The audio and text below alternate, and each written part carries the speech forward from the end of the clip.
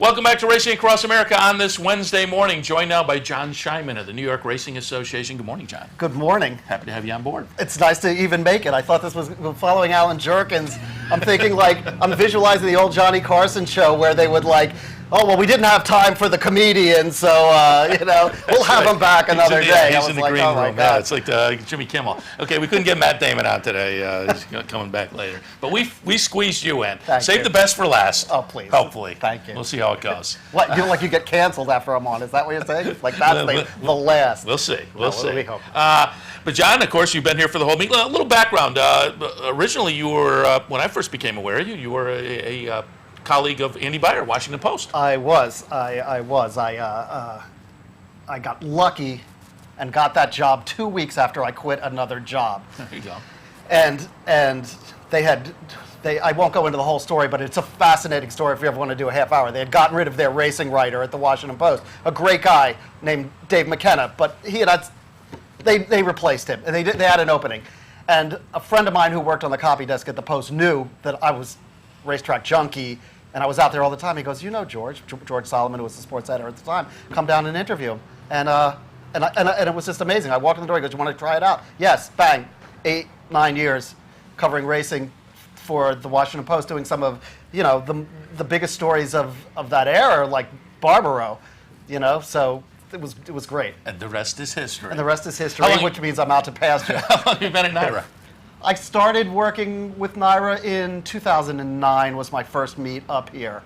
And that was the year Rachel Alexandra won the Woodward. So I said, this is a pretty good gig. Yeah. The town's pretty nice, the track's pretty, it's not something I wanted to let go. I really have enjoyed this a lot. Yeah, Rachel Alexandra, I think, ranks up as just about everybody's best racing memory who was there that day. It was an incredible day at the racetrack. Oh, I know. You talked about yourself as a racing junkie. Since a kid, you've been a fan? No, surprisingly. And I'm also one of these people who was not started by, a degenerate uncle or something like that. I actually did on my own. I come from a 3-newspaper family, and I just remember being young, eating my breakfast cereal, and the kids would usually play with what's ever in the box, and I would be looking at entries at Roosevelt Raceway, and then I knew Roosevelt Racing was on that night, or I could check the next morning to see if the pick I had won. So it was just like innocent handicapping. I barely knew what I was doing.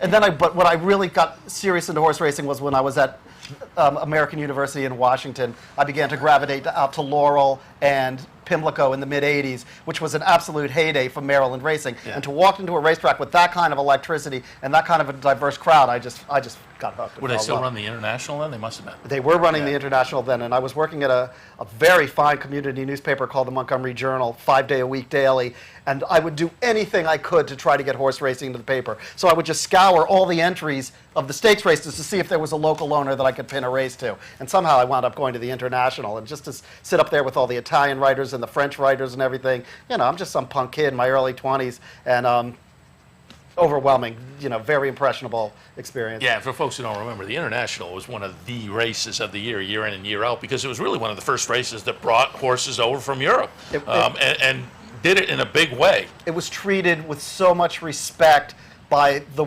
racing world. And then you would have oddball horses come in from Poland and Russia that had no chance whatsoever to win, but they were just happy to be there, and they wanted to participate in that event.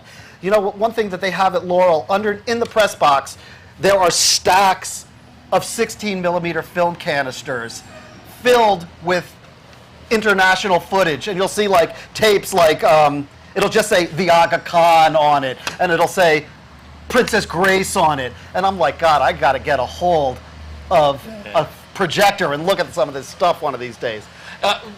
You're a former newspaper guy, and before obviously we'll have some Saratoga conversation, but this is interesting to me.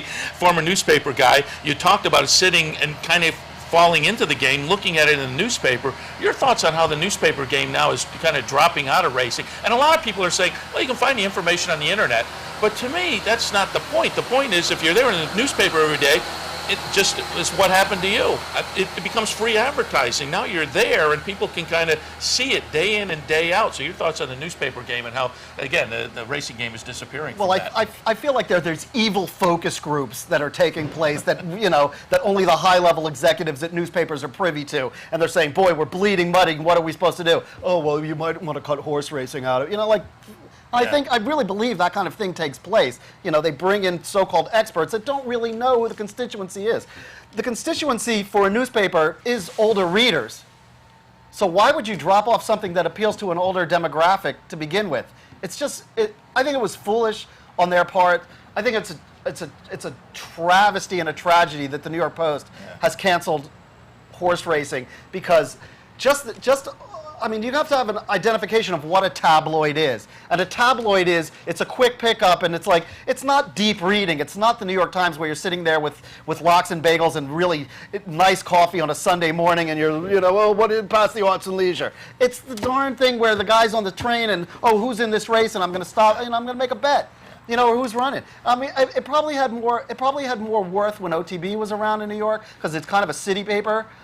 But nevertheless, you should hold that position because people are still paying attention to what's going on there, and they're still looking at entries. And I don't know what the Daily News' future is. If they say, well, they did it, we'll lose it too. They would be very wise to hold on to their racing coverage. Yeah. To me, as I say, the folks in the racing game were kind of poo-pahing. You can find all that information on the internet. I think I'm missing the point because I think it's important to still be out there in the mainstream media. I'll go a step further. Doing what I'm doing and what we do in the NYRA press office is so comprehensive. The coverage. It's not just one or two people. It's a whole bunch of us that are writing up notes. And when I'm only brought in there for like a big events or brought in there for Saratoga, but what we do has become so critical because somebody's got to talk about what's going on in the races, and we're disseminating all this information that in the past normally they would be. The reporters at the newspapers would be getting it themselves. Now, granted, we're taking a different approach because we're a house entity and we're maybe not being as critical in what we're doing. But the value of what goes on in the NYRA communications office every time someone cuts something away becomes that much more critical to the vitality of the game, just to get the word out about what's happening. Yeah, absolutely. And again, we've got a couple minutes left, but I do want to touch on Saratoga, obviously. You've been here through the whole meet. We talked a little bit earlier with Eric Donovan, also Karen Johnson, their thoughts on the Saratoga meet. I'll get your opinions. I've said the equine stories are great. We've had some champions. The human stories have been just as good. Oh, well, I think about this as a lot as like going to summer camp. And then I talk to our interns about it as well. Like, isn't this the greatest summer camp you've ever been to in your life? But like summer camp, I have memories that stand out. And sometimes they're not always the biggest ones. Like for me, like seeing Silverette go to the turf for Dale Romans and run the knockout like that was a moment that sticks in my head more than a lot of the stakes races. Or Havana beating Kendall's Boy in that just rip-roaring maiden race for both of them, and they almost break the track record. That was tremendous. And from a personal perspective, I always have in my mind who the meet MVP is. And last year, the meet MVP, towering over the rest of the field, was Dale Romans. You couldn't give more of himself. He couldn't have had cooler horses. Court Vision was stuffed in his barn, covered in cobwebs, and comes out and wins the Breeders' Cup, and we're like, wow, the heck did that happen? Where did that come from? For this meet has been about Eric Guillot, who is, I consider him like the Borat of horse racing because he's so politically incorrect. He tells a bad joke about every ethnic group. Everything he says is wrong, comes out of his mouth. But it sort of like calls you out, like, where do you stand? Because I don't think he's genuinely against anybody. But he's so controversial. He's so much different than today's trainer, who's more of like a bookish type, buried in his books. He's a throwback to old personalities. And the beauty of what he's doing voodoo on Todd and Palace Malice, which I think worked, by the way, right? Because Palace Malice. Well, my thing was, if he'd won the race, the way trainers follow, the latest trend, would voodoo become? Would we had to have a past performance notation for voodoo? Oh, you'd have like trainers from Louisiana getting more work than they've ever had in their life from the big outfits, right? Mary Lou Whitney would be having like some Cajun train for her just so she could get some of the voodoo. But just the final part about him was, He talked a mean game of trash, and then he backed it up and almost won the Travers at 31-1. That's exceptional stuff because you're not just a blabbermouth. You actually have horses to back up what you're talking about. So for me, that was a lot of fun, and I won't forget it. Yeah, it's been a great meet, and those were some of the highlights, definitely. John Scheinman from the New York Racing Association. We got to wrap things up. We appreciated the visit. Enjoy the last week at the races, and we'll catch up with you down How the could I road. not? Good talking to you. Absolutely. Nice. John Scheinman, New York Racing Association. That's going to wrap things up for Racing Across America for this Wednesday morning. We're here every Wednesday, Thursday, Friday, and Monday at 10 a.m. We're going to wrap up the week over the next few days, wrap up the meet over the next few days. So we'll see you tomorrow morning at 10 a.m. for more Racing Across America.